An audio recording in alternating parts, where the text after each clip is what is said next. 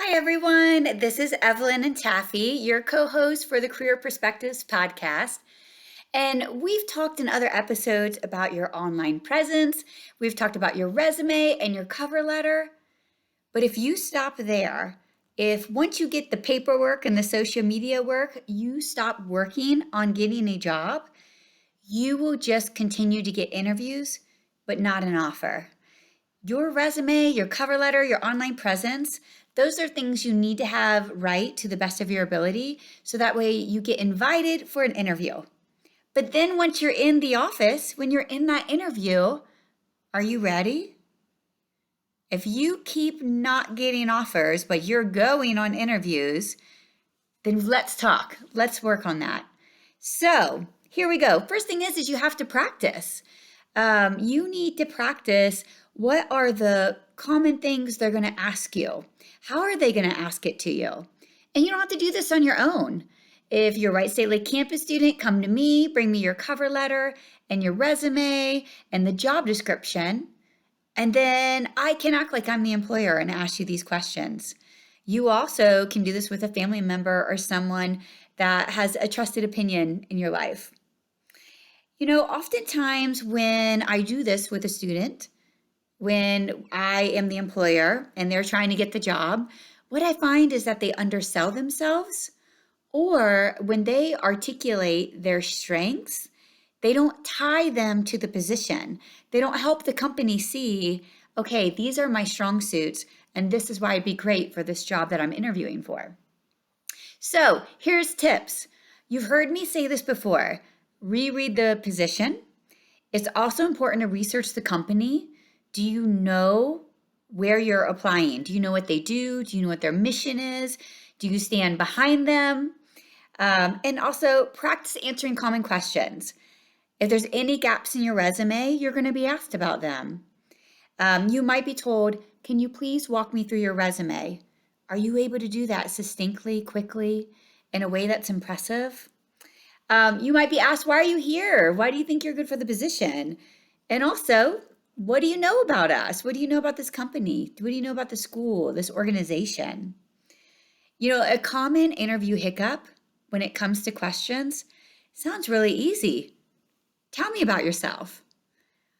But over and over again, we do not keep it relevant and we don't keep it connected to the position. So when somebody says, tell me about yourself, you don't say, well, I'm one of 5 kids. I have a daughter named Dakota. I have a dog that I love. It's adorable. It's a rescue. You're not trying to make a friend. You're trying to get a job. So you need to keep it relevant. So here's what you need to do. 3 things. Start current. Start where you are now and how it's relevant to your position. Work backwards and then connect it all to the position. So let's use a real example. I'm an education student and I'm trying to get this first grade position at a school. So I start where I am, right? So I say, well, my name is Evelyn and I am graduating in May 2022 from Wright State University with my elementary education P through 5 degree. Okay, so that's where I am. Now work backwards. I am just so passionate about education. I've been so fortunate because as part of the Wright State degree, I had to do 3 field experiences, all of them a semester each, all of them different schools, all of them different grade levels, and it has just fueled my passion to be in education. And then wrap it back to the position, say, and I have to tell you that when I worked with Mrs. Flutterjohn in her first grade class, I was able to take lead of the classroom.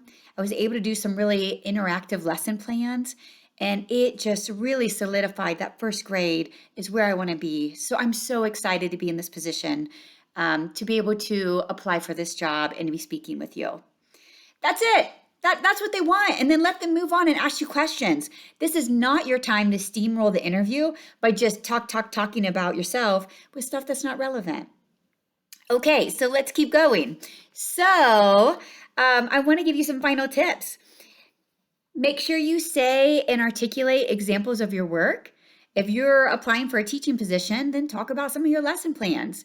If you're applying for an engineering position, then talk about some of your projects you've done. If you're applying for an accounting position, then talk about how you volunteered during tax season in your local tax company. Also, be prepared to ask smart questions because they're going to say, do you have any questions for us? And you want to ask things like, does my department collaborate with other departments? And when does that happen? You want to ask things like, can you explain some of the day-to-day responsibilities? Or what challenges does this position face as of the moment? So to wrap it up, don't just do the paperwork and think, I'm set. My resume and cover letter looks great. Evelyn, help me. Think about what you're going to do in the interview. Practice what you're going to say. Reach out to people like myself who are more than excited and willing to help you on your journey. Find me at Wright State Lake campus, and Taffy and I will see you soon.